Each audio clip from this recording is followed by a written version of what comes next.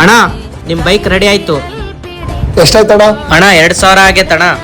ಅಣ್ಣ ನನ್ನ ಹತ್ರ 1000 ರೂಪಾಯಿನೇ ಇದೆ, ಸಾಯಂಕಾಲ ಬಂದು 1000 ರೂಪಾಯಿ ಕೊಡ್ತೀನಿ. ಸರಿ ಅಣ್ಣ, ಪರವಾಗಿಲ್ಲ. ಸಾಯಂಕಾಲ ತಗೊಂಬಂದು ಕೊಡ್ರಿ ಅಣ್ಣ, ನಮ್ಮ ಓನರಿಗೆ ನಾನು ಹೇಳ್ಕೊಂತೀನಿ. ಸರಿ ಅಣ್ಣ. ಅಣ್ಣ ಆ ಬೈಕ್ದು 2000 ಆಗೈತಣ್ಣ, ಮಿಕ್ಕಿ 1000 ರೂಪಾಯಿ ಸಾಯಂಕಾಲ ಬಂದು ಕೊಡ್ತಾರೆ.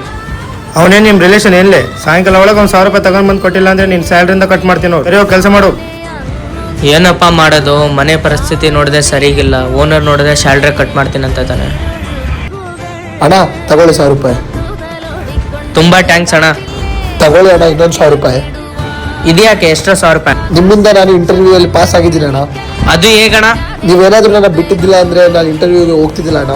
ನಿಮ್ಮಿಂದಾನೇ ನಾನು ಇವತ್ತು ಇಂಟರ್ವ್ಯೂ ಅಲ್ಲಿ ಪಾಸ್ ಆಗಿದ್ದೀನಿ ಅಣ್ಣ. ಇವಾಗಿಂದ ನನಗೆ ತಿಂಗಳಿಗೆ 30,000 ರೂಪಾಯಿ ಸ್ಯಾಲ್ರಿ ಅಣ್ಣ, ಅದು ನಿಮ್ಮಿಂದಾನೇ ಅಣ್ಣ.